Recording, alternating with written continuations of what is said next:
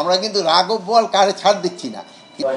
আমার একটা প্রশ্ন ছিল, প্রশ্নটা হচ্ছে যে আমরা জানি যে বৈষম্য বিরোধী ছাত্র আন্দোলনে যাদের বিরুদ্ধে আসলে হত্যা মামলা হয়েছিল, বিশেষ করে গ্রামগঞ্জে সাধারণ যে ওয়ার্ড পর্যায়ে যে সকল নেতাকর্মী আছে, প্রত্যেকটা বেশিরভাগ থানাতে হচ্ছে দেখা যাচ্ছে ওয়ার্ড পর্যায়ে নেতাকর্মীদেরকে আটক করা হচ্ছে এইসব মামলাকে কেন্দ্র করে, কিন্তু যারা মানে সেন্ট্রালি নেতা ছিল, মনে করেন জেলা পর্যায়ে উপজেলা যারা দায়িত্ব ছিল, এদের কাউকে কিন্তু যে সংশ্লিষ্ট থানায় আটক করছে না।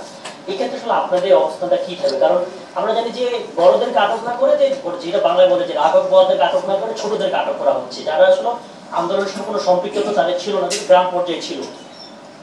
আমি এই প্রশ্নটা আপনার সাথে পুরাপুরি একমত হতে পারবো না, এই জন্য যে আমরা কিন্তু রাঘব বোয়াল কাকে ছাড় দিচ্ছি না।